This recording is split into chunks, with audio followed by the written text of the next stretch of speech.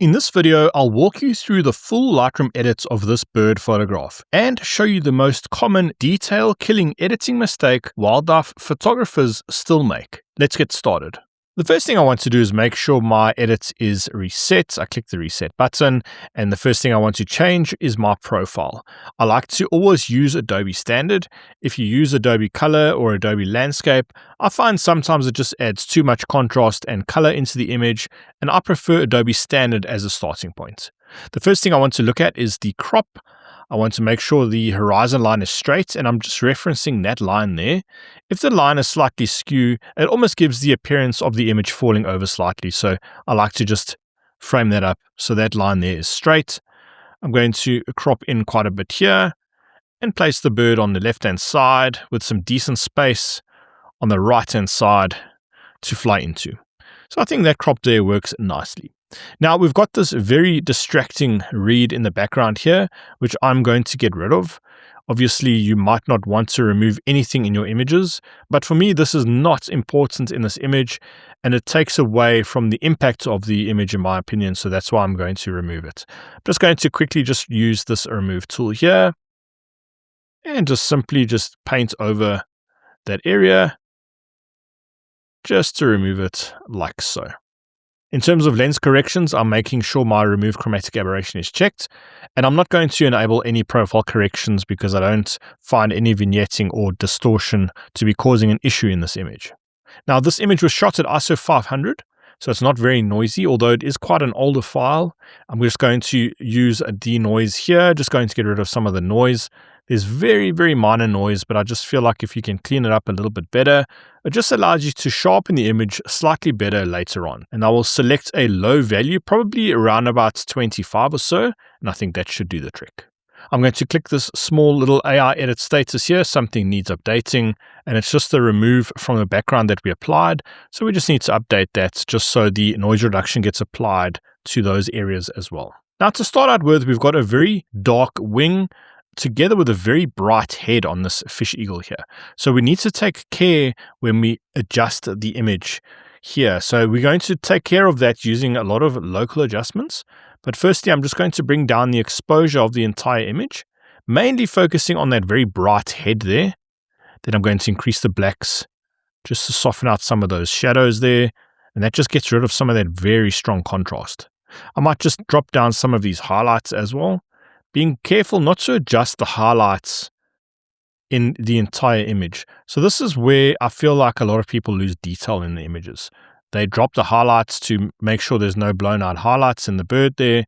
But then by dropping down those highlights, they get rid of the highlights in the entire image. So in this example here, I'm not going to drop those highlights down at all. I'm going to create an object selection of the bird. And I'm only going to drop down the highlights on this bird alone, like so. That is keeping the background nice and bright, while simply just maintaining detail in that bird there. I'm also going to name this mask a bird, so I can use that going forward. Now, what I want to do is I want to set my white point. I want to add in some highlight contrast here, and because we dropped down the highlights in the bird, it gives me a bit of space to move that white point or the right-hand side of the histogram out a little bit more, just making the whites a little bit brighter there. Just bringing back a little bit of contrast. Holding down Alt allows you to see any areas that have been blown out. So I don't want to blow those out. So a value of about 30 looks pretty good to me.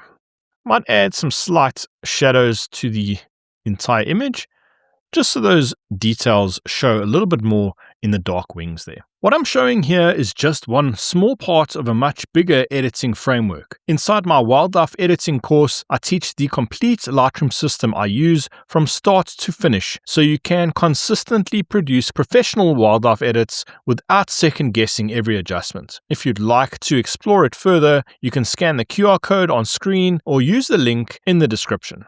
Now, I haven't adjusted my white balance yet, and I'm going to do that now. I like to first look at my overall balance of exposure on the image before I adjust the white balance. So I'm going to do that here.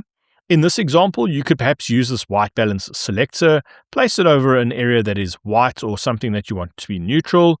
But in this case, it makes those whites very white and very clean, but it changes the entire image and I don't like what it's done there. I want to keep it slightly warmer. So I'm just going to do this manually. I'm going to slightly cool down the image, adjust the tint more towards magenta, and I think that's where this image will benefit from adjusting the most.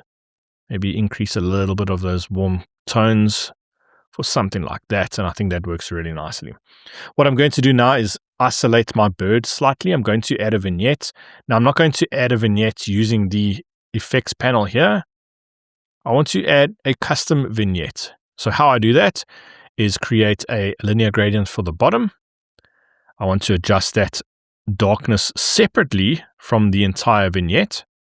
I feel like the bottom of the frame can benefit quite a lot from being darker like this. I might then add a linear gradient on the top here, making sure to remove this linear gradient from the bird. So I do that by clicking subtract, select objects, and then select the object to remove. And you'll see there that linear gradient now doesn't affect the bird there. I'm going to drop down the exposure slightly. That's quite a distracting background there. I want to soften that out. So I've dropped down the exposure. I'm also going to remove some of the contrast, increase some of the blacks. Now that's going to give the image a little bit more depth. You can see there, getting rid of those blacks helps that background become less distracting, and it almost makes it appear a little bit further away, or almost like there's a little bit of haze between the bird and that background. I'll just drop down some of the whites, and maybe just drop down the exposure again slightly. That's the effects off, and that is on. You can see it's a lot less distracting at the moment. I'm going to try an adjustment on the entire image besides the bird. I'm going to slightly darken the entire image except the bird. So what I'm going to do is I'm going to duplicate and invert my bird selection. I'm going to call this background, and I'm simply going to drop the exposure slightly, like so. I feel like the dark water really helps that bird stand out nicely. So it's a very subtle adjustment. Just dropping it down very slightly just helps that bird stand out a bit more. And then I'm going to go back to my bird mask. I might just increase some of the shadows slightly, increase the exposure, but just make sure those highlights aren't getting blown out there.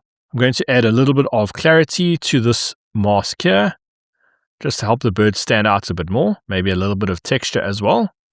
And then perhaps do the opposite to the background. Now, what I want to also do is I want to add some texture to the water that is in focus, just to match the texture on the bird. I'm going to do that with a simple radial gradient. I'm going to place quite a large radial gradient over the area that is in focus on the water.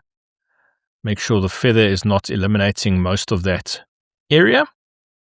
Then I'm simply just going to add texture and clarity, and that definitely does help the in-focus areas stand out a little bit better there.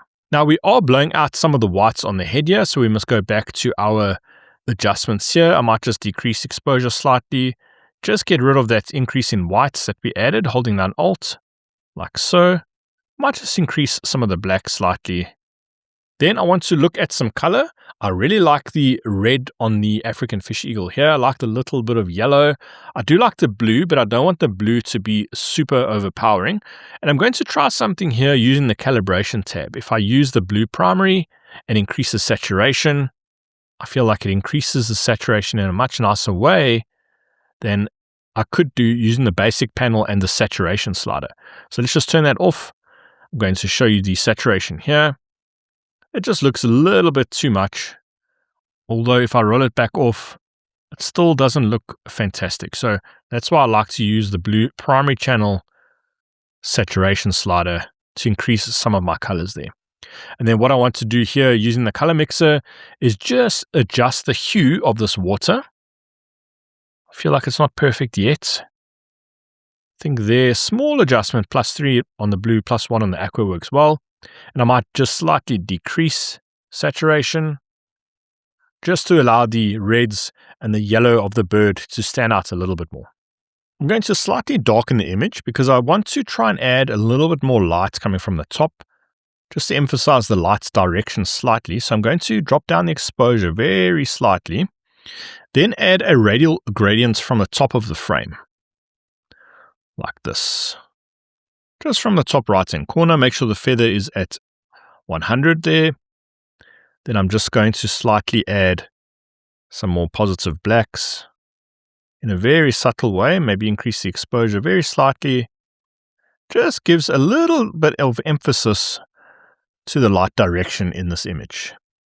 The next thing I want to look at is sharpening. I'm going to zoom in here, go to the detail panel, add in some sharpening. I like to use an amount of about 80 or so, making sure not to sharpen the background. And because we denoise this image, we can actually get away with a slightly lower masking amount. Detail, I'm going to leave it about 10. Radius, take it down. I like a nice fine sharpening. Maybe increase that slightly to about 85. And then the next thing I want to look at is some color grading. I like to add in some blue to the shadows. In this image, it will work quite nicely. Going to add some blue at a hue of about 225. Just going to change the balance slider just to allow that blue to fill in the very dark shadows. I might drop this luminance slider down on the shadows there. And then I might just adjust the brightness of the midtones. If you use this color grading midtone slider here, you can actually target the midtones a little bit better than you can anywhere else in Lightroom. So sometimes I like to just drop the midtones slightly like that. Looking at the image now, I think the white balance needs adjusting slightly. I think the image is too cool. So I'm just going to increase the white balance on the warm side and then maybe add a small amount of magenta just to keep that water looking cool and the rest of the scene looking warm. If you're serious about improving your wildlife photo editing, I've created a free raw workflow guide that shows you the exact order I approach every wildlife edit. That's on screen now, and it's a great place to start.